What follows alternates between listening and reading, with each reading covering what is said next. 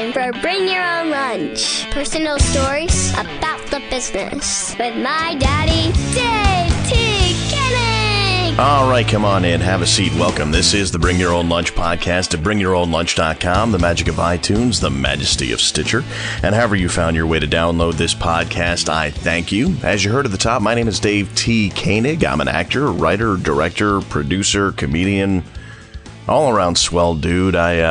I'm the possessor of Reddit gold.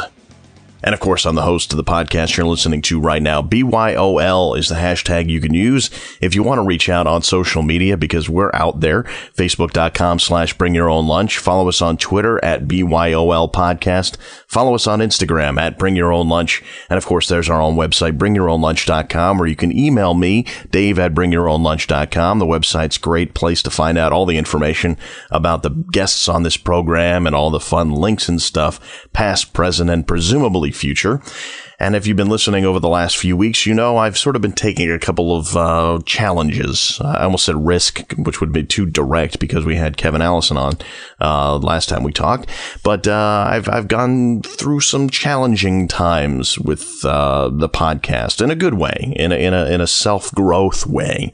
Kevin Allison, host of Risk. I interviewed him after he had just been on WTF with Mark Maron. Before that, I talked to Candace Holdorf, who was involved in orgasmic meditation and some sensitive subjects with her. And I think it was great for me to do things that let me step outside my comfort zone. And this week, yet another chance for me to push the limits of what I'm capable of doing and what this podcast is all about. So my guest this week is Julie Sharbutt. Really, really cool person. Very, very smart. Very, very dedicated. She is a writer and a director and a producer, as well as an actor and improviser and comedian. Sort of jack of all trades. She does it all. She has her own film that she wrote, directed, and produced and starred in called Moved that we'll talk about. But the interesting thing about her, at least as it relates to this podcast, is that unlike every other guest I've had on the show prior to now, I never met Julie before we sat down to record this interview. It's not that big a deal, interviewing somebody, especially with her background of improvisation and all the many, many mutual friends we have. It wasn't really that big a struggle to think about having a good conversation with somebody like that, especially somebody as interesting as her.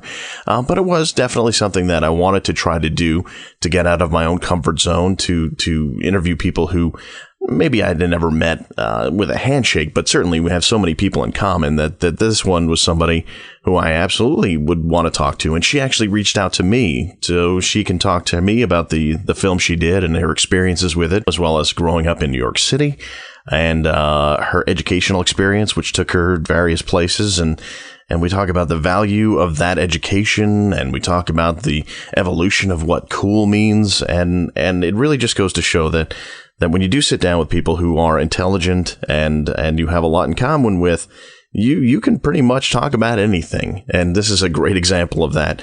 Plus, I got to find out a lot about somebody who has a lot of fascinating things going on, and I'm glad we got to sit down and chat. So I'm looking forward to bringing that conversation to you. Today, I'm recording this on St. Patrick's Day, and I did go into the city, New York City, that is. And as you may be aware, that on St. Patrick's Day, people kind of go a little bit insane. Thankfully, I was in early enough so that I didn't see any open drunkenness in front of me. I do have a couple of events tonight back in the city where I may very well run into people who are partying too much on St. And I will let you know how that goes the next time we talk, if there's anything to mention. I actually would prefer if there weren't, but that's okay. If there's a story that comes out of it, at least I have a forum, don't I? So, one of the nice things about being in the city today was the fact that I was at my agent's office, Abrams Artists. They're the ones who represent me for on-camera commercials and voiceovers. And I ran into a couple of old friends. Fred Berman, who you may know, was on this podcast several months ago, and was a fascinating conversation there. So it was always good to run into Fred, but I also ran into Jay Kleitz. Jay was a guest on the Commercials Free podcast way back when, and spoiler alert, he is a future guest on this program. But it was also great to run into him, and we joked around, we palled around a bit, and somehow the conversation steered its way around to Geneva Carr, and it's something I wanted to mention this week also. First of all, Hand to God, the new Broadway play that she is in, is already getting a lot of buzz. They're currently in previews, and man, they are about to explode. I just have this really good feeling about that play. And Fred had seen her last night in it, and I am planning to go see at some point that play as soon as I can get myself there.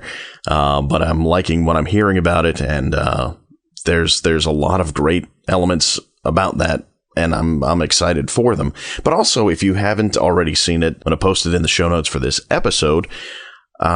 Geneva is in a brand new, I think they call it a web film or something like that, but it's basically a commercial for eggs.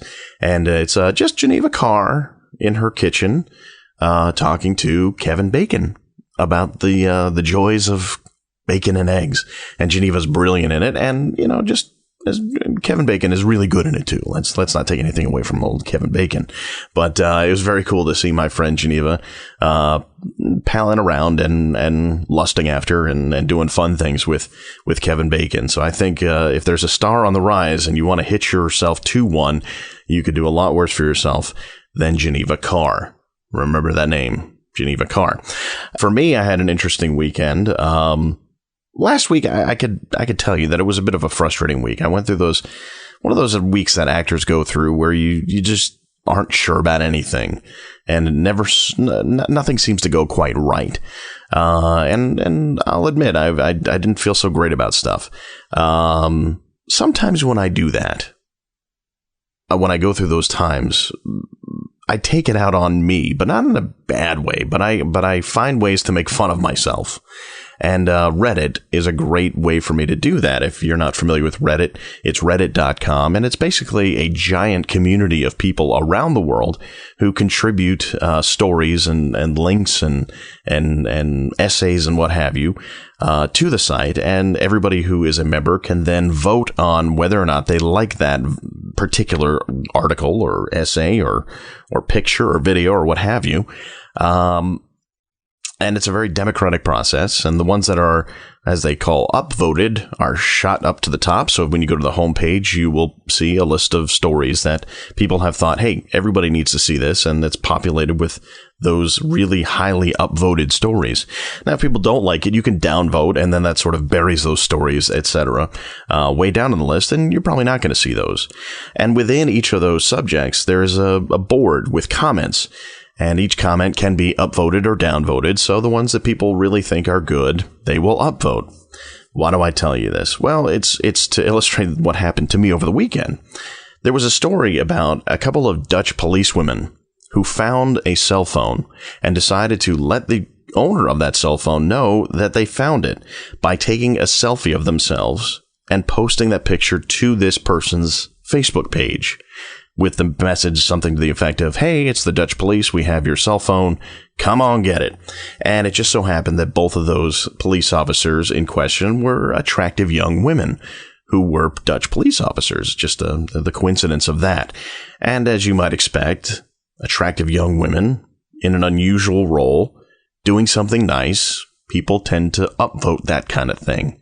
So that story made it to the front page of Reddit. It was a very popular story. In fact, when I looked at it, it was the very first story that you saw when you went to Reddit.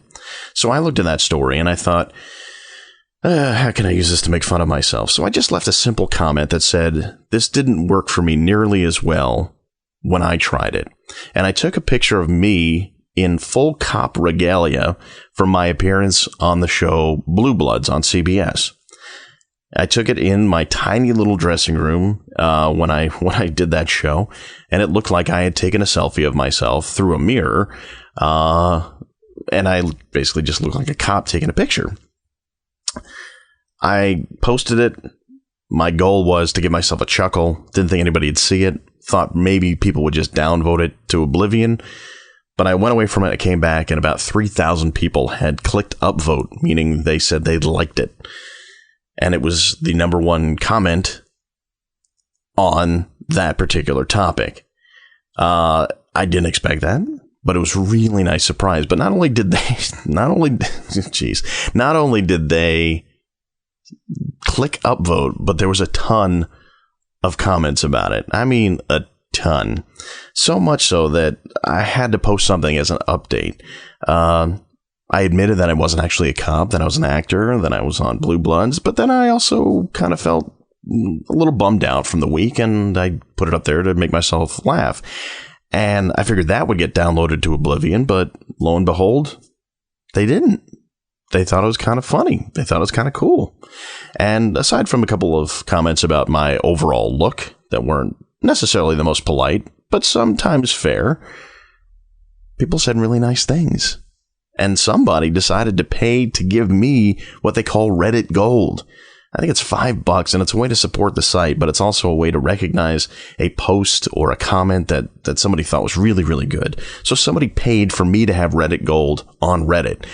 It doesn't enable me to do anything, and I can't cash it in for anything, but it sure did feel good to know that my little way of making myself feel better made other people feel good and gave people reason to do something nice for somebody else.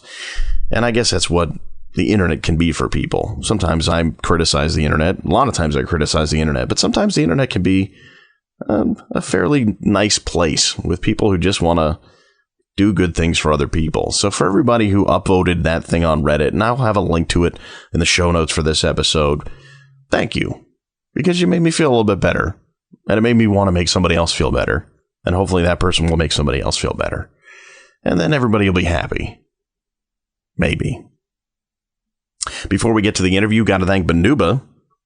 That's a given. BANOOBA.net. They're the people who provide the music at the beginning, middle, and end of this show. They are terrific. Go check them out. Download some of their music. Go see them live. Find out where they will be playing next. They're just great. And they provide so much to this show that I got to thank them back by just at least telling you about them, because they deserve the attention. And I think it'd be awesome. And if you really want to help me now, I mean, if that Reddit story wasn't enough to inspire you to do greatness for others, maybe this will. You can help me tell people about this show. You can go to iTunes, you can go to Stitcher, and you can rate the show, you can review the show, and you can subscribe to the show. It's really simple. It doesn't take much.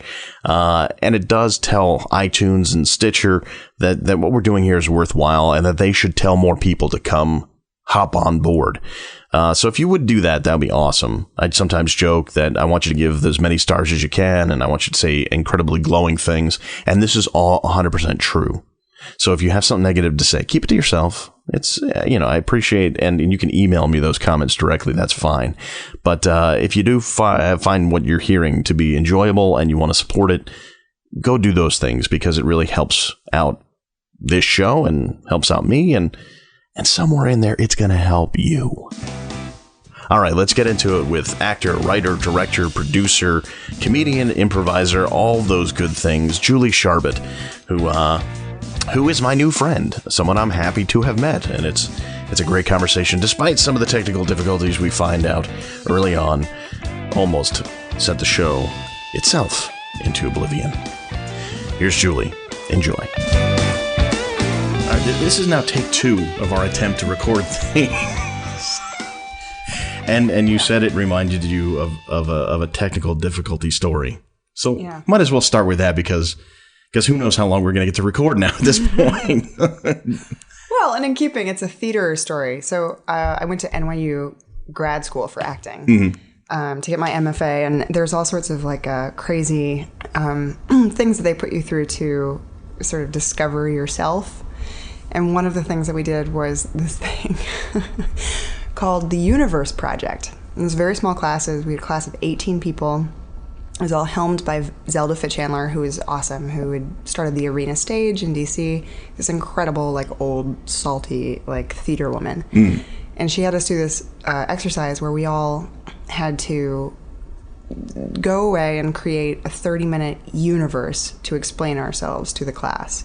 Okay. And my universe project, I was like, okay, I had this brilliant idea for all of these very important pieces of music that I had loved throughout my life. And I would play them one by one on various CD players. Like, boom boxes, as they were called in the aughts. You're aging yourself here. And I think one of them worked. I mean, in the actual doing of my universe project of introducing myself to my classmates and my teachers, like all of the sound failed. Every last bit of it. Every single one. And I was just like, oh God. That's not fun. Oh no. Even at this stage. Oh, there we go. There's my voice. Yay! This is the part we'll cut out later thanks to digital editing. But there's nothing worse than being on a stage and depending on like a prop or a piece of technology that is completely the essence of your piece and having it fail. I remember in 7th grade, I did a show in elementary grade school called Dark Side of the Moon. It was like witches and like all this stuff. It was sort of a cool play to be in as like a 5th or 6th grader, which I was. Sure. But I always think about that play as like a theater professional now, because there was a kid in my class, his name was Trevor, and he was sort of short and like rambunctious, and I think we were in 6th grade, and he had a part where he had to like run around and play like the town sass mouth. and all these older kids, sass mouth. Yeah, super sassy, like, hey, don't go back there, like very. And there was some the cool older kids had all the good parts, but one of them was supposed to go off stage and fire a prop gun, and he went off stage and the gun didn't work, gun failed. Oh. And like there's this long horrible pause, and we're all like kids, and Trevor runs on stage and he goes bang. Oh my God, I have almost the exact same story. That's brilliant. I think of it all the time. I've never respected anybody so much. I was like, oh, you are the smartest person. We did Oliver my freshman year at high school. I did Oliver. Yeah, we all did Oliver. We all did Oliver. Everybody, it's required when you sign up for for high school. They say, do you want to be an Oliver or do you want to be cool? And I chose Oliver. Yeah. And it was that climactic moment in Oliver, spoiler alert, when falls off the thing. Yeah, when Bill Sykes is like trying to, wrestle her, and we had this brilliant bridge built on the stage, and she's ready to fall off, and there was somebody raised up a gun, and somebody off stage shot a blank gun, and for some reason all the blanks were taken out of the gun before the performance. So all I heard, and I was on like stage left, and I was just by the wings, and I could hear click click click click click click click click click until finally somebody backstage just yelled out bang, and I don't think I've ever laughed so hard in my life, on stage or off. And oh my God. It's so funny. That's exactly what happened. But I give credit to the fact that yours was in elementary school. Yeah. And that's quick thinking. Oh, yeah. That's super, super quick thinking. I don't know what this guy is doing now, but I hope he's off somewhere. He's doing Foley work. Being utilized. Yeah. And he is Michael Winslow. He became Michael Winslow. Yeah. So this one is interesting for me because up until now, every single episode of this, the person who was my guest is somebody I had met before. And you are the first person on the show who I'm meeting for the first time today. Reached out through email. Gutsy. Over the internet, which, as we know, is people are not brave on the internet.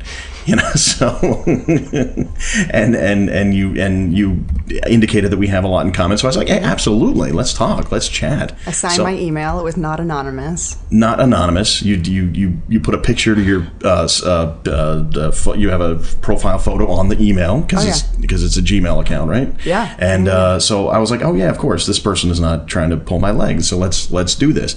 But it gives me an opportunity to completely start from scratch with you, other than the small couple things I know about you. So where are you from originally? I am from New York City. Originally? Born and bred in New York City? Yeah, I actually grew up in Greenwich Village. Wow. Yeah. And you've made it all the way to, what is this section called? I can't remember. Gramercy. It is Gramercy. Okay, so you've made it all the way from Greenwich Village to Gramercy. Yeah, my first boyfriend lived across the park. In Gramercy. We did it in 2nd grade. And Gramercy was where did you have a key to Gramercy Park, or did you? Did. He did. So you guys got to hang out in Gramercy Park. Yep. That's sweet. Yeah. I mean, sweet in an innocent and charming way, and also that's a good deal because not everybody gets to go into Gramercy Park. No, it's very selective, and also this was like the 80s and 90s because this was back in the day. So really, like, it was a nice park, and also outside of that park, everything was dark and scary. So tell me about that, because I'm fascinated by two things in terms of where people come from. Because I grew up on Long Island, so I was close enough to know the city. My dad worked in the city all the time, but I was far enough away to be removed from it, but I got to know it coming in every once in a while and being thoroughly scared by it, and then going home. So growing up here, it's gone through a ton of changes that you've seen. So give someone an idea. Gramercy Park was still kind of really nice looking at the time, right? Yeah, I mean, I'm sort of kidding, because, like, I guess Gramercy Park is sort of where the fanciness begins. Yeah. Like, you're going up Lex and, and Fifth Avenue and stuff like that. Yeah, so Gramercy Park was really nice at the time, but the Village was the Village back then. So what kind of stuff do you remember growing up in the Village? Oh, I like have very vivid memories of, because I grew up right near Washington Square Park. So that was a really funny mix. Like, there were really nice townhouses. Like, that area is a very nice, expensive area, and always has been, but also, like, walking through the park was a mess, and people were dealing drugs. I saw drug deals every day. Every day. Every day, walking to school or whatever. What was your first memory of because, I mean, that's something that I'm sure if you're 3 years old and you're seeing a drug deal, it doesn't occur to you. You have no idea what's going on. So what was the first time you remember saying, oh my God, that's what's happening? I think, well, probably that was around middle school, too. Like, walking through the park and smelling marijuana and knowing that it was an unusual smell. And, like, having guys walk around and say, bud, bud, bud, bud. I was like, I'm 8. Yeah, but did people start early back then that you knew? Or because I guess I have two thoughts. There's two schools of mine. That if you grow up in the city, you're much more mature about all the elements of the city, and you didn't necessarily get sucked into it. But then there's the other side of, if you're being surrounded by it all the time, it's easy for you to fall into it. So where did you fall on those spectrums? I was a super good kid, so I was not involved in anything until, like, college, and then it all fell apart.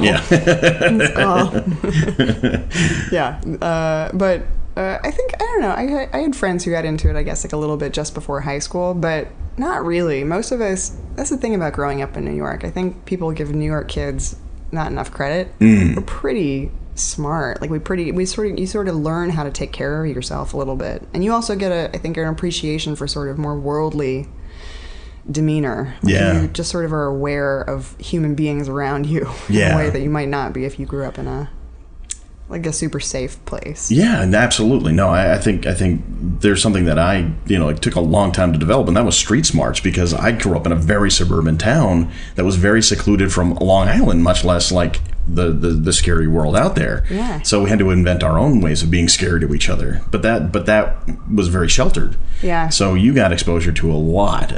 How far? What was your range of motion coming from the Village? I mean, how far would you reach out? Because I know the Alphabet City at the time was like, you go there and die. Yeah.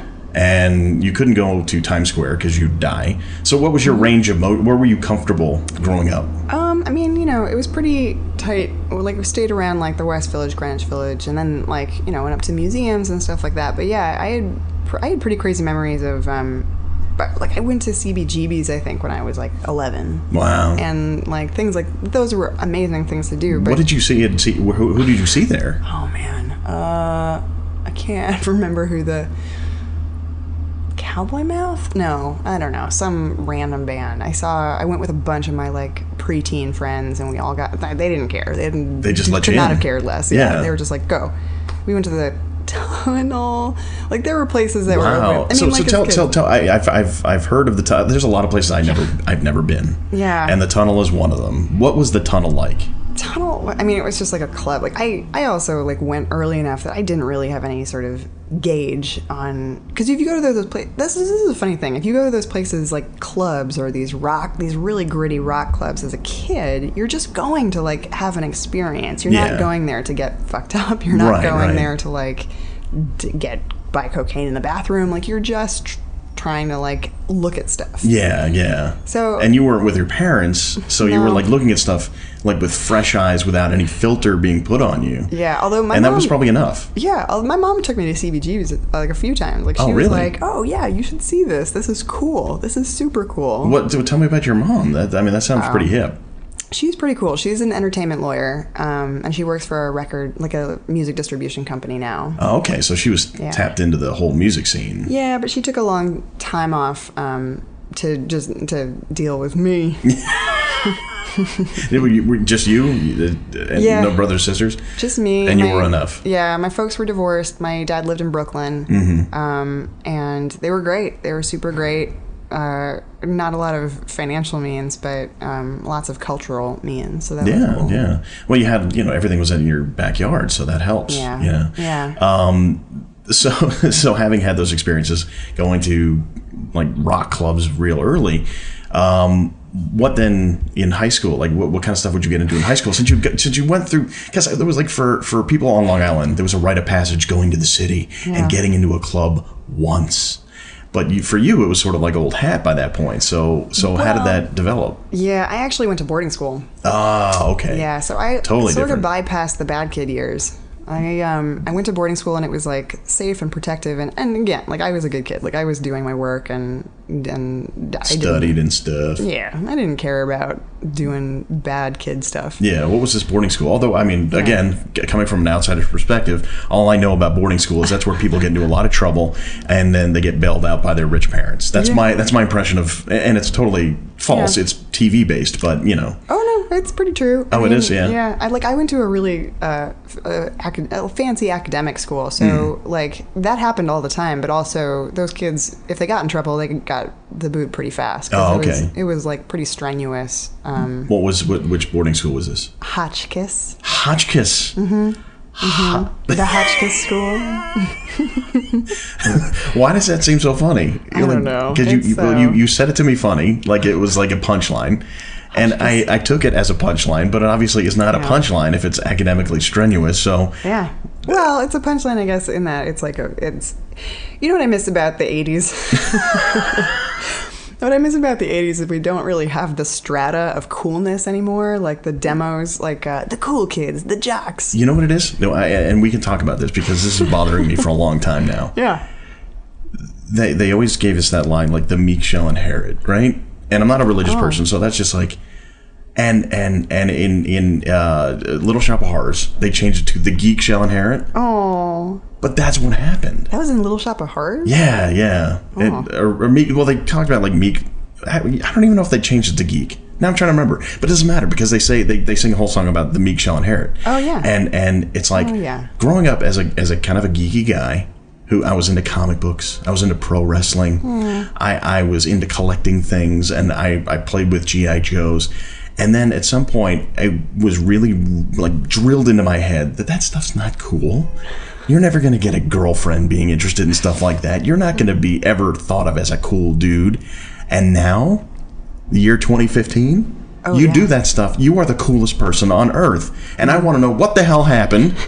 And who was feeding me this information about that not being cool? Yeah. I don't know how that pendulum swung, except I guess like the internet. And then like you could find all of your like people. I guess so, yeah. And also there's like this embracing of Arrested Development as a, not just a show, but as a way of being. It's like you can be 30 and completely 18 years old now, and nobody bats an eye. Yeah. But if there was a certain point where if you were 30 years old and you acted like you were 18, you were probably, put in an institution. Right. You were a screw up. You were a weirdo. Yeah. So, and now the worst part, and I don't mean to get on a tangent here, but you started me off on one. What the heck? The people who are geeks are now acting like the jocks used to act back when we were in school. Yeah. They're like, hey, bro. It's like they're trying to do it ironically, but they're not trying to do it ironically. They're still kind of like broing each other. Yeah. And they say the same things about women that they used to say when it was football players saying it, but it's now filtered through this like Batman shirt, and it's okay. So I don't know what happened. I had I spent a couple summers, but my first summer at the Williamstown Theater Festival, I was an apprentice, which like you're one of 70 peons, and you just like clean the campus and are people's dressers, but then you also get to like hang out with like super amazing actors and creators, and it's insanely bizarre and awesome. But one of my seed memories, I was 19 and there was this guy, very like handsome, mysterious guy who I was an apprentice with, who wouldn't talk to anybody, would just like read books and like look mysterious like a cowboy in the dark. The bad boy with a brain. Yeah, just like, he's just like handsome, dark, brooding guy. Oh, no, yeah. And he came up to me like our first week at Williamstown, and he just sat next to me on a bench, and I was like, ooh. And he was like, hey, Julie, I have a question. What do you think about this? What makes somebody cool?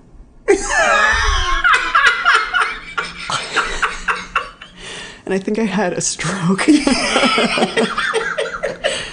I was like, Alec, I don't know. I guess it begins and ends like with confidence. Like, and you're just like happy with the things you like and the kind of things that you are. Yeah. He was like, yeah.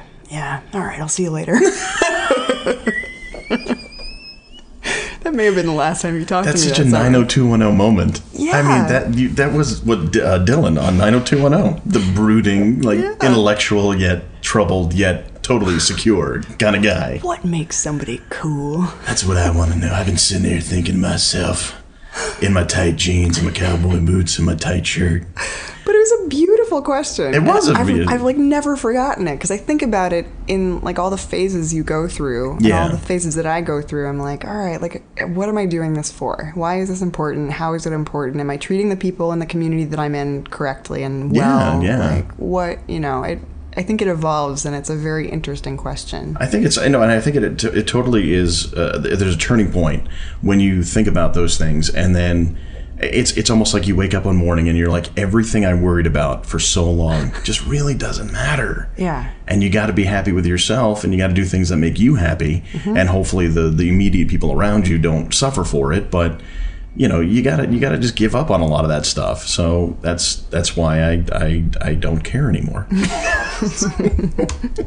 So you what's funny is that we got off on that tangent because you said Hotchkiss, and we were talking about the Strata, and the Strata doesn't exist. Like there's no Jocks version. Like there's no more Revenge of the. I don't even know if they can make Revenge of the Nerds right now. I know they're maybe trying to, but I'm sure they are. But there's like.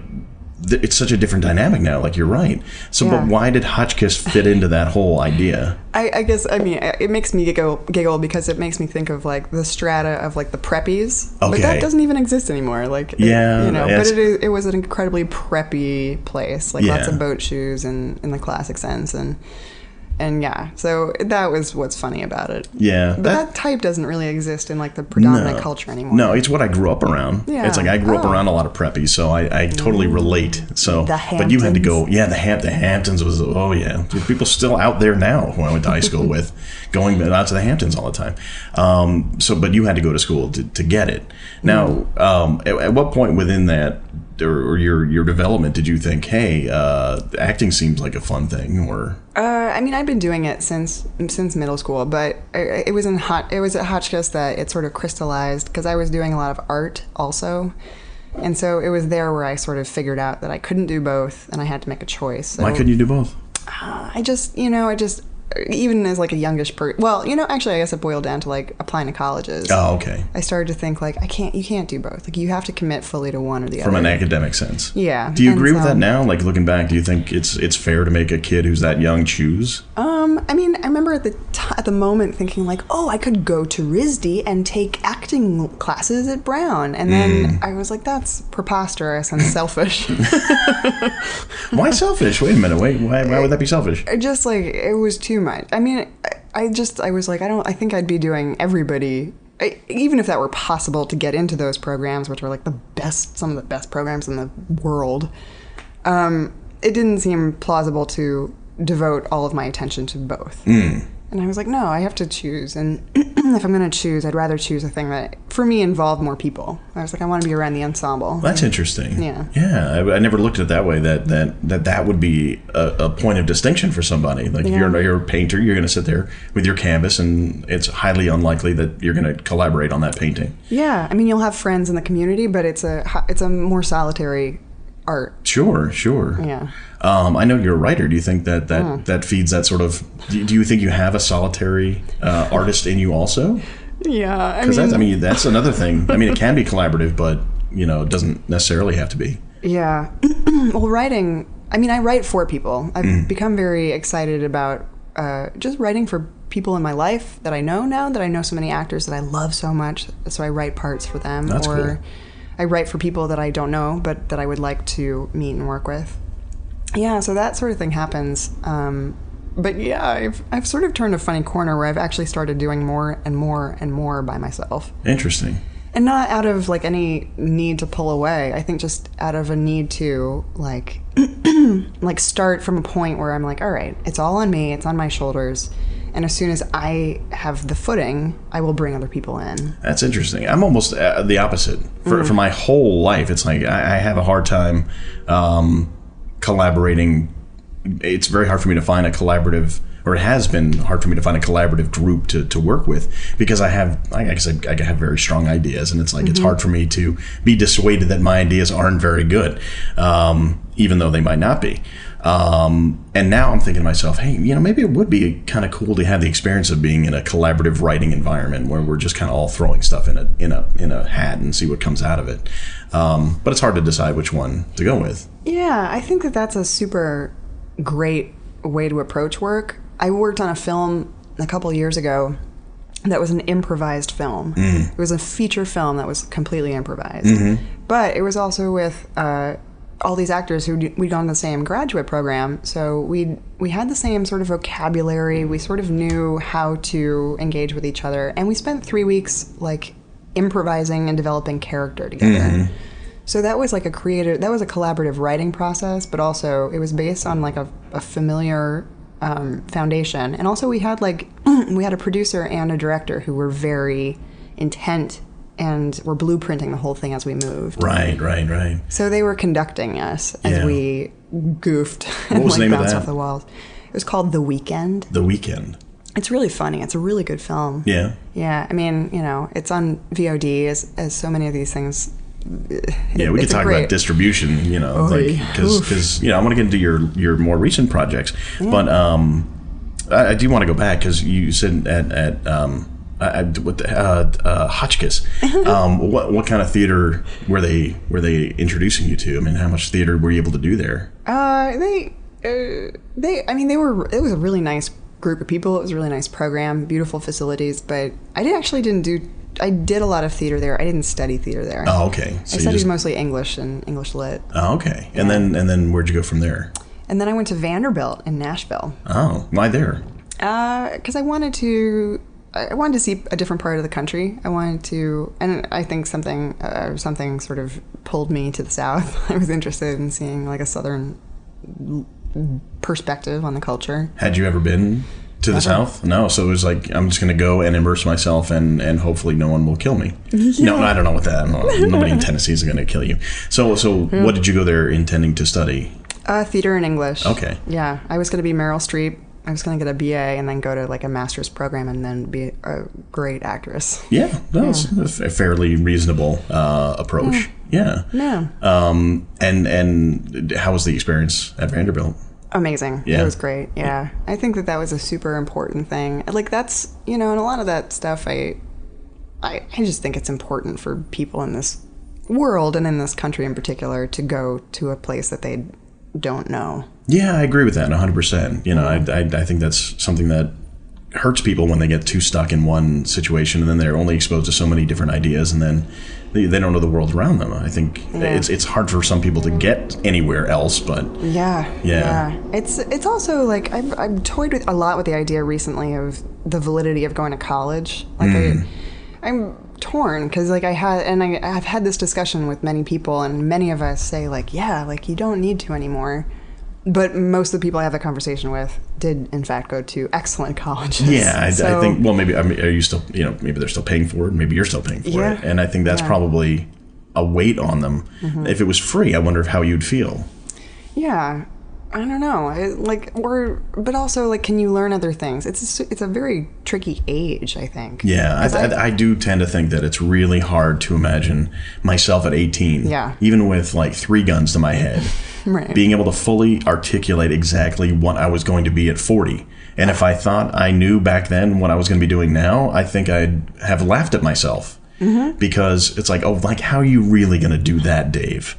Come on, be real. Yeah. And therefore I delayed, I didn't start my acting career for real until 10 years later. Where'd you go to school? I went to Hofstra. And I went there having been thoroughly convinced that acting was an unrealistic pursuit. But I had a decent voice, and I thought, oh, maybe I could be on the radio or on TV as a TV person, whatever that meant. So I studied communications, TV and radio. But I didn't really. I mean, I always kind of thought, hey, man, I really want to do this acting thing, but I'm not going to commit to that because I don't want anybody to think I'm crazy. So I turned it around and just did broadcast stuff. And then the broadcast industry is a mess. So it's like I would have been better off starting my acting career earlier, perhaps. But it all worked out in the end. I like to think that, you know, the ends are justified the means. But no, I think 18-year-olds don't know much about anything at that point. I mean, there are very few know exactly what they should be doing for the next 50, 60 years. So I think it's hard to push someone in that direction. Yeah. Yeah. I don't know. I go back and forth, especially if you're an artist. I feel like, especially now, because it's great, and I don't think you have to rely on having a degree, but also there's no institution. I mean, if you take yourself out of an institutional model, you're fairly at the mercy of just whoever you meet. Yeah, that's 100% true. And I think there was an article yesterday I read about how we've looked at all these actors who come from either the UK or Australia coming here and dominating the major roles on TV and film. And I know, exactly. Shaking my fist, you guys. We both did at the same time. I didn't do mine because I understand we're on an audio medium here, but I was with you with the fist. But they said that one of the things that happens is that American actors just want to be famous right off the bat and make money right off the bat. Meanwhile, in the UK, our compatriots, is that the right word? Yeah. Our compatriots are going to like studying and honing their craft and honing their craft and honing their craft. And a lot of them don't get any kind of notoriety until maybe their 30s because they've been working at it up until that point. Now, if they do have a system that, there's fail-safes in place so that artists actually can eat if they don't work. Right. But they can eat it even if they are working. No, we can't eat if we actually work a lot of the times. Anyway, I screwed that up. Right. But the point is that the reason that so many of them are getting a lot of jobs is because they're better trained than we are. So it's like a which is it? Where do we draw the line? And how can we be American about this? Yeah. And get what we want as easily and quickly as possible. Yeah. Yeah, I don't know. I don't know what the answer is. I've run into I'm reaching an age where so many of my friends who are incredibly talented and well trained are giving up, and not in like a sad way. Like, I mean, I think I'm sure that there is part of that is sad, but also they're like, you know what? Like, it was a kid's dream, and now I'm doing something else. Yeah. And that's not how I feel, but I sympathize with that because there's no reason to do this except you're wanting to do it. Yeah. And if you stop wanting to do it because you can't eat or you're like, living with 8 roommates against your wishes, and becomes more and more impractical as a person. I mean, being in your 40s, being stuck with 7 roommates or whatever. Yeah. It's hard to do psychologically to make that last very long. But I do think there is a certain amount of I always called it a war of attrition. If you can hack it for longer than the other guy, your chances go up because there's still going to be a need for somebody who's a 50-year-old schlubby looking guy, but not everybody can get to the point where they look 50 years old and schlubby and still in the business. So if you can handle it, you can hack it for longer, your chances go up. It's just getting over that hump is hard. Yeah, and like keeping yourself happy until you get there. Yeah. I think a lot of people have struggle with. Yeah, and I think defining happiness is probably as hard a challenge as anything, because I think there's a lot of people who have an idea of what they think will make them happy, but don't necessarily know what really will make them happy. Yeah, I have been, I love to travel, and I've been trying to travel more and more recently, in keeping with what I'm doing, like in keeping with writing. So I've been going to LA, I've been going to Nashville, I've been going to all these random places, but I recently been thinking of those questions in terms of New York, because I feel like growing up here and loving this city so much and loving the culture of it so much, my heart was really attached to an idea that I had. And I think the city is changing. Oh, absolutely, yeah. And I think that it's smarter for me to realize that I have to grow with the city and like, oh, all right, I can step away from this. Yeah. It's very interesting, and time becomes its own thing. It starts to define itself, time, and you're not necessarily what's the word I'm looking for? You're not necessarily tied into this idea of, okay, by this time I need to be doing this, and by this time I need to be doing that. It starts to take on a much more fluid concept where it's like, what am I going to be when? It doesn't matter nearly as much as what am I doing now? And it's very, very out there thinking. So you have had a lifelong love affair with New York, and you said you came back to New York to go to NYU for graduate. What was that decision about? Oy. Oh, it was so funny. That was actually a really funny decision because I had sworn, because my mom lives in Greenwich Village still, like she lives in the house that I grew up in, and the neighborhood has been taken over by NYU. Oh wow, yeah. In like a pretty miserable way, and whatever. Like I love that school for what it did for me academically and artistically, but it's a pernicious, horrible, growing. Whatever. Well, how do you find the? I guess, is it the people? Is it the culture? Is it the? Yeah, I guess. I mean, I don't know, and maybe it's just inevitable. Maybe it's not NYU's fault, but they have so much money. I mean, and it's the highest tuition like in the country or something, like higher than Harvard, and so they charge all this tuition. They keep letting in more and more and more students. And they keep buying up all the real estate. So all of these like beautiful old institutions are disappearing. All of these like, sort of protected landscape areas of beautiful old New York are disappearing to become like empty student centers and extra classrooms and extra dorms. And the kids aren't so bad, but they start taking, like my mom lives in a building that used to be all like artists and, they're sort of people. And now it's all like kids whose doctor parents in Ohio like bought them an apartment. Yeah. And they're 20, whatever years old, and they're throwing parties, and I sound like such a cranky old person, but it's true. That changes the tenor of like your relationships with your neighbors. And it's sad. It's really sad. I mean, the New York City in the 60s, you watch Mad Men and you can get a sense that there was a lot of, young people doing things to survive, having parties, what have you. But you knew back then, it's like they were making a small amount of money and just trying to enjoy it. But that small amount of money was afforded, they could live on that. Yeah. Nowadays, I think like if you are 22 years old and you have a part-time job and don't make a lot of money, you aren't paying your own bills. No. There's just no way. If you're living in New York City, and if you are 22 years old and you don't have a part-time job and you are paying your own bills, you don't live in New York City. Yeah. It just goes hand in hand. So it's like the mentality of it is very different now. Yeah, it's crazy. And I don't blame anybody for their circumstances, but I just know that up until a year ago, I worked like a part-time job up until a year ago. Like it's been 1 year since I've been able to survive off what I do. Yeah. Which is like a huge, unbelievable gift that I am so grateful for. But it's taken a very long time to get there, and a lot of incredibly hard work doing stuff that I hated, and like living at home and doing things that people don't want to do to afford myself the ability to do that. Yeah. And I just can't imagine going through life not having those obstacles to build your character. It's true. And for lack of a better phrase. It creates, this, I don't want it to sound like sour grapes, but it does create, it creates opportunity. It creates a false sense of success early for people who then find themselves later in life doing, well, wait, I have to actually work now, and it's a bad cycle, I think. It's funny how we are being sympathetic towards people who have a lot of money, which is kind of like antithetical, but there you are. So NYU's graduate program. Who else was there? Anybody else? Who else was in your graduate program at the time? Oh, everybody was schmancy. Everybody was schmancy. Yeah. I mean, it's an amazing program, and it teaches amazing artists.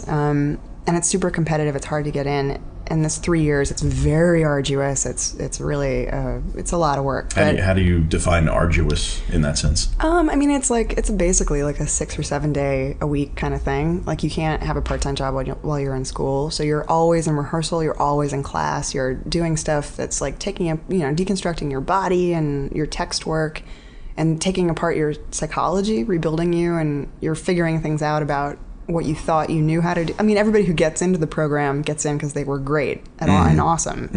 And then you start very quickly to think like, oh no, I'm terrible. Yeah. Isn't that the worst thing? Yeah. Really? And then like everything falls apart. And then like there's many tears and fights and smooching and all sorts of things. Yeah. It's very exciting and very hard. But you were better off for having done it. Oh yeah. 1,000%. And so my and also like I am of the school of going to school. I am of the school, I think, of like committing yourself to a craft and like attacking it with whatever resources you have. So in college was a little more like fluid. Like, you can sort of take a lot of things, major in what you want. But like grad school, I was like, you want to be an actor, you treat it like you want to be a lawyer. You like go to a program and you immerse yourself and you take the chance. So, and obviously there are like many ways to go about being an actor, a great actor, but like that's how I wanted to do it. But yeah, so my class was Nina Arianda, who won a Tony Award 2 years out of grad school. Taylor Schilling from Orange is the New Black. Okay, sure. And those are sort of like the splashy ones, but like everybody else in that class is awesome, and they're all working, and they're all like incredibly talented people. That's got to feel great. You get to feel a sense of what's the word I was looking for? I was going to say not accomplishment, but like justifies what you did. You know, what's the word? What's the damn word I'm looking for? No, there's a word. Validation.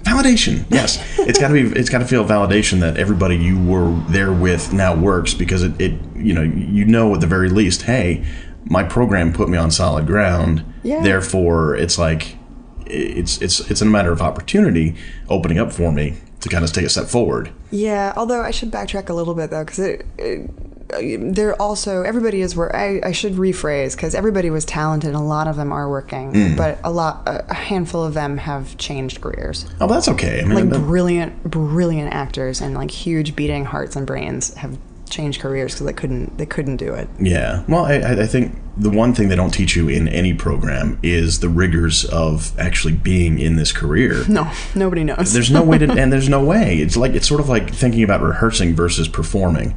You can't quite fully match your ability on a stage in performance in front of a nice house in rehearsal, because there's a certain energy in the room that happens when there's, X number of people in the audience versus an empty house. Yeah. So how could you know what this business is going to be like until you actually are in the business? And it's not so much the work that we get to do for money. It's the stuff we have to do when nobody's paying us a dime. That's also part of the job that you have to love also, or you have to at least tolerate. And, I would say 80% of what we do, I love to do. And 20% of it is a hassle and annoying and crushing and all that stuff. But the 80% is way more than enough to compensate for that 20%. So I can totally see somebody who is talented and is got the right look and all that stuff, just reaching a point where they're like, I can't handle that other percentage of this job anymore, know? So I don't begrudge anybody that whatsoever. Yeah, I don't think you can, because there are just so many people trying to do what we do now. That's also true. Like, you just can't begrudge anybody, because it's like shaking your fist at an ocean. It just doesn't make any sense. No. It's and every time we turn around, it's going to be a new challenge, and there's going to be the robots who can accurately portray Humphrey Bogart doing a role, and we have to compete with him. Actually, it's funny that it came up like Meryl Streep. Like, she, sort of jokingly, but she was like an inspiration to go to grad school for me. Sure. Because she's so smart. I mean, that was a big thing. But that model is funny, because I feel like the models change a lot. Like, I've been thinking about, I released this film in January, and I made it in 2012 through Kickstarter. It had all it was such a long process, so complicated and rewarding and challenging and all these things. Let's talk about that for a little bit, because I know that's a big part of your life now. So just give the basic gist of the film what it's about. Yeah, sure. Well, it's called Moved, and I wrote it and directed it, and it's a dark comedy feature. And I wrote it in the fall of 2011, and then I tried to get it produced. It's a 90-minute piece that happens in real time. 3 characters, happens in real time in one location. So I had the idea to do it as a play, but somewhere along the way I just talked to a lot of different people, and somebody, I think it was my mom, was like, you should make this a film. Make it a 90-minute feature film that happens in one location in real time. And then I ended up sort of pooling my resources and meeting all of these wonderful people, and by like January of 2012, we decided to make it a feature film, which was super awesome and exciting and scary, but one of those things where I was like, all right, we can do this. I can do this. So I kickstarted it, and we raised $20,000. Wow. Yeah, which is interesting. I mean, it's just an interesting number because it's a tremendous amount of money for people who don't have $20,000. Yeah, sure. But of course, is nothing to make a movie. Oh, yeah, with. it's like $250 million to make a major blockbuster summer release. $20,000 is like lunch. Yeah, it's like lunch on an indie film. Yeah. It's crazy. But how did you come up with $20,000 as the goal? Well, there was a lot of, I was just learning. I was learning super, super fast. So I was talking to friends of mine who were producers, and I talked to one who was going to do the project and then ended up not being able to. But I came to her and I was like, oh, this was what I was talking about models, like the Meryl Streep idea. Like I came to her and I was like, hey, so Mark Duplass's puffy chair. Wait, no, you said you came to her.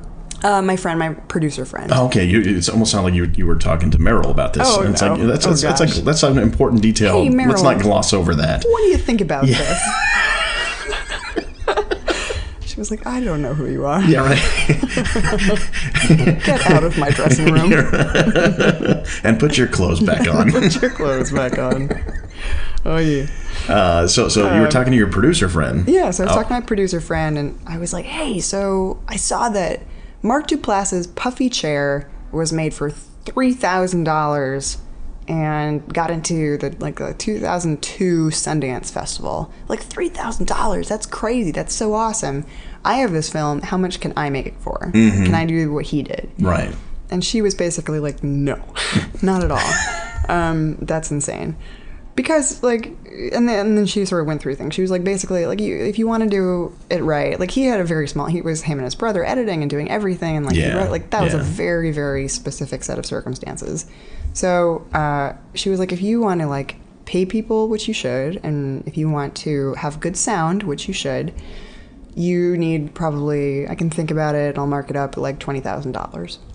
It's great to have friends like that who know that stuff. Yeah. Yeah. It's huge. Film school friends. Yeah. Well, they all count, It's yeah. Yeah. No, it was such a relief. And I talked to another friend of mine who helped me sort of outline what that breakdown was, just figure out exactly where all the money was going. And so with that figure in mind, I went to Kickstarter and was like, great, that's what we need $20,000 done.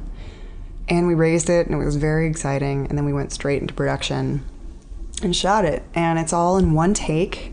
It's a one-take film. Yeah. I mean, we shot it 6 times, but it's all one unedited 86-minute take. Wow. Yeah. So that's super not theatrical. I don't think people maybe understand how difficult that is. No. It's hard enough to have a 90-minute play and expect everything to go as written, but to bring in lighting and sound and cameras. There's combat, and there's doors closing and opening. And, wow. Yeah. Yeah. It's really cool. That's impressive. Thanks. Yeah. I thought, and part of the impetus behind that was we were well, we have no money. As far as making a film, we have no money. Let's make the most interesting film we can make. Yeah. And you're not going to go back for reshoots, and you're not going to, it is what it is. Yeah. That's it. Wow. How did who shot it? My friend, so this was again, just putting feelers out, finding a team. Through a friend, I found this husband and wife, producing team, Jetpack, and they were lovely and sweet people who guided me through a lot of the stuff, a lot of the processes. And we used their camera, which was great. And then I found my friend's brother, one of my best friends from college's brother was a cinematographer who'd auditioned me once for a film school a film that he was making. Wow. I called him. I was like, hey, do you want to do this? He was like, I'm not really a cinematographer anymore, but yeah, I'd love to. Wow. I was like, all right, great. So we had this little like ragtag team. And then I cast one of my classmates from NYU as one of the leads. And then the other guy was a guy from the People's Improv Theater where I was doing improv. Who's this? Who are the two people? My co-star his name is Lee Dolson. And he's like, I didn't write, well, yeah, I wrote the part for him because he is one of the funniest people ever. I mean, so funny and so talented, and he's had a rough go of it, but he's a really, really great actor. And then the other guy was Will Bozarth. Okay. Who, he's out in LA, right? Yeah, he's out in LA now. And they were just... I don't know what that it's like is. 72 degrees there. Yeah, as it snows outside your window. And who was the lead? And me. Oh, so you directed it and you're... In it. Yeah. That's... That... You're a glutton in some ways, aren't you? Yeah. But it comes back to the thing we were talking about before. Like, I just wanted to make sure it was on me so that if anything fell apart, it was my fault. And also, not for nothing, like, I didn't, I asked around. I asked other people to direct it, and nobody really came through. And I was like, you know what? Like, A, I don't have to pay a writer and a director, so that's nice. I never got paid as either of those things. But B, like, this is my thing. It's my vision. It's very specific. Like, yeah. I'm just I have to direct this. I should direct this. And it's not like it's completely unheard of. I mean, there are plenty of examples of like auteurs who put themselves in their own projects, and it's because they're the only ones who know how to deliver the message that you're intending to deliver. Yeah, Mark Duplass does it. He's my guy now. I mean, Woody Allen. I mean, geez. Of course, Woody Allen, Lena Dunham. Like, yeah, it's becoming... Clint Eastwood, Yeah, and like some of the writer-directors that I love, like Nicole Holofcener, she's just like, I idolize her, and she's not an actor, but she writes and directs her things. Like, she sees that vision through. Yeah. I mean, it's becoming more and more of a thing, I think, and I think your own stock will be more valuable if people know that you can handle all those elements of it. And do you feel the issue of opportunities for women in the business, not just as actors, but as directors and writers and things like that? How do you feel you fit into that picture? I think it's a really interesting time because that conversation is happening so much now, which in theory is great, but the politics behind it are not in correlation with the conversation. So there's this ongoing dialogue now, and people are saying, yeah, ask her more, and women, and it's, but it's not happening as much. Like, the numbers are down for women directors, the numbers are down for women writers and TV writers. Like, it's a very weird time to be a woman aspiring to do those things. Like, I tried to sell my film largely on the basis of, hey guys, like, I am a woman and writer and director. Like, hey, like, festivals, let me in. And I submitted to 50 to 100 festivals. I got into one. Wow. Yeah. And I was grateful for it, but I just thought that would be a thing, and it's not a thing. Do you, in terms of festivals, do you think it's a fair playing field in your experience? So, I mean, it's almost like you had to have more push behind you to make your message heard more, if that makes sense? Oh, yeah. I mean, I think my biggest mistake in this film, and I'm super proud of it, and it's a good film, but my biggest mistake in making it was realizing that $20,000, you need to at least twice as much as your budget, like, because you need to invest in promotion. And I made this film, and I thought that was it. I thought on the basis of merit, it would just like...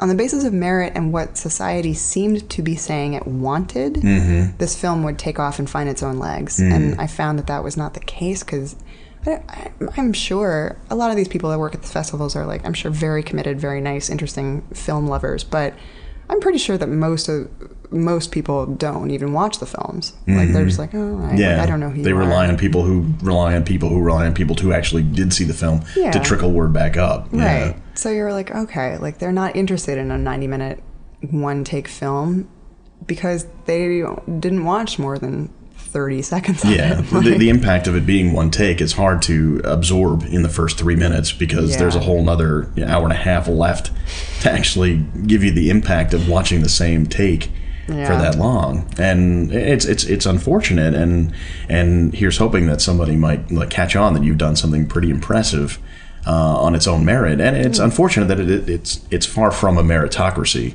or a perfect meritocracy, the whole business. But I think you have the entrepreneurial spirit to get yourself out there and to sell yourself and your product, which helps. I think so. It took a lot out of me. It was really rewarding, but also I felt it. Like, I felt the effects of running up against what I thought was like a sort of almost a social cause, and finding the effects not to affect me, because I was working so hard and I had done this project, and it was good. It didn't make any sense to me, and then like the work that went into getting it out and getting into like. And it is now online, and it's now on VOD, and that's awesome. And like the Orchard distributed it, and I'm eternally grateful to them for it. And that's a huge step, and most films don't even make it that far. Right. But the process of doing that and the process of feeling that aloneness was nothing that I would wish on any other artist. Yeah, but you mentioned that you're back at it, and you're on to creating new things. So yeah, I am, but I think I'm creating them with a different. A different kind of get up and go, but I'm writing things that I would never do Kickstarter again. Never. And Kickstarter is great. I think it's a great resource, but it's a deceiving resource. In what sense? I just think the Kickstarter is weird. I don't know. The idea of like asking your like friends and family for money, I find very uncomfortable, because like they're supportive anyway. And it was a great moment for me of like reaching out to my community, some of whom I'd like not talked to for years or like whatever, and like having them come back and be like, hey, here's $5. I hope you're doing well. I'm so excited for you. I live in Chicago, and like, God bless. And that was amazing and like so touching, but I would be mortified to have to do it again. Yeah, I would can be understand absolutely like just paralyzed with like horror. Because I think, and it's also like you want to show those people that it paid off. Yeah, like that you're at a next level kind of step. And it's hard to qualify that for people. Yeah. So I can totally understand that. Yeah. You know who you should talk to about all this? Meryl Streep. Meryl, of course. Yes. Oh, Meryl. So how do people find out about your film? How do the people keep in touch with you? How do people follow your story? Well, I have a website now, juliesharbutt.com. There's a website for the film, movedfilm.com. And I'm a regular performer. I improvise all the time now. I audition for stuff. I have an agent and manager, and they're lovely and awesome. But I also perform regularly at UCB and the Pit. Cool. I mean, we could have gone and talked about that for a half an hour. But, improv. Yeah, improv. It's exploding. Yeah, it's a big thing now. Or is it imploding? Interesting. I think we have a part 2. We just teased part 2. Yeah. Let's not talk again until we get to that part 2. But first, guys, come to all of my improv shows. Go to all her improv shows, available at juliesharbutt.com. Yeah, juliesharbutt.com. Thanks for doing this. Thank you. Julie Sharbutt, my new friend. So glad we had that conversation. She's fascinating. She's really bright, and she's got a lot going for her. And it's really cool that she reached out to me, and I learned a lot about a lot of different things, and I'm glad I got to share that with you. And if you'd like to keep touch with Julie, you can follow her on Twitter at Julie Sharbutt. You can also go to her own website, juliesharbutt.com. And if you want to find out more about Moved, the film that she wrote and directed and starred in, you can go to movedfilm.com. Thanks to Julie for a great conversation, and for hosting it, and for reaching out, and for making that connection, and for reminding me that, it's a good thing to reach out and to make things happen, and to really inspire yourself to get it done. Because I need a little bit of that today, and this week, and this month, and this year, and this career. It's all about getting things done, and I feel duly inspired. So thank you. That about does it for another edition of Bring Your Own Lunch. Gotta thank Banuba, banuba.net, BANOOBA.net. If you want to go find out where the music from this program comes from, you can download their music, you can go see them live, you can connect with them on Twitter, and you can tell them that Dave says hi. because they're a big part of the show, and I want them to know how much that means to me. And of course, you can go to our own website, bringyourownlunch.com, for all the information about this podcast, all the links that I was mentioning earlier, all the past, present, and future guests of this program, and see pictures of me, because according to Reddit, I'm not a terrible looking person. You can also send me an email, dave@bringyourownlunch.com. You can follow us on Twitter @BYOL Podcast. Like us on Facebook.com/bringyourownlunch. Follow us on Instagram @bringyourownlunch. And, of course, if you have the time and are so inclined, please go to iTunes or Stitcher and rate, review, subscribe. This program needs your help to get the word out. Tell a friend, tell 2 friends, tell 3 friends. Let people know what we're doing here. And if you like what we're doing, we will continue to do more. That's a fact. Stay tuned for Jimmy Dack's Cowpunch Hour, followed by Mansoor and the Fish. And until next week, when I have another great guest lined up, this is Dave. I'll see you next Tuesday. Big gosh and big garden and big garden.